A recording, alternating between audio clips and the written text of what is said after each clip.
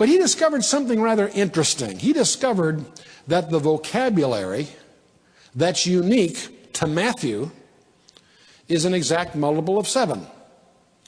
In other words, there are words in the New Testament, Greek, that occur only in the book of Matthew. I think there happens to be 42 of these. 42 words in the Greek that only occur in Matthew. Now 42, of course, is 7 times 6. It's a multiple of 7 exactly. It also is interesting that the number of letters in those words is 126, which is also a multiple of 7 exactly. See, he's just fascinated that every place he looks, he sees it a multiple of 7. Not 5, 6, or 8. No, 7. Now, what makes this particular discovery strange is how was this organized? Let's assume you were Matthew, and let's assume that for some weird reason you decided you wanted the words that you only use. These words, the only thing that these words have in common is they're unique to the Gospel of Matthew. How, if you were Matthew, how would you organize that? How would you make it come out that way? Well, there's only 2 ways you could do that.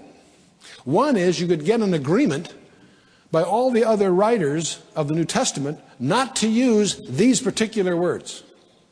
Or putting it another way, to have in front of you all the writings of the other guys, summarize their vocabularies, and then confine your attention to words that they haven't used to make sure you only use some multiple of 7.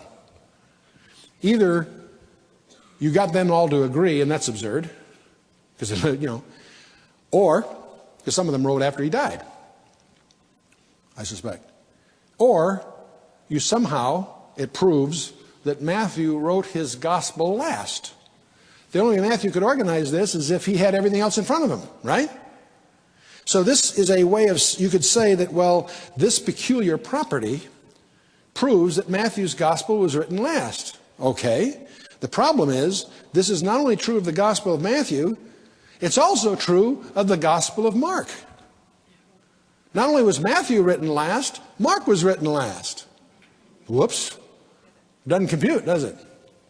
But it's not just Mark. The Gospel of Luke has a vocabulary unique to Luke that is an exact multiple of 7. The Gospel of John has a vocabulary unique to John that's an exact multiple of 7.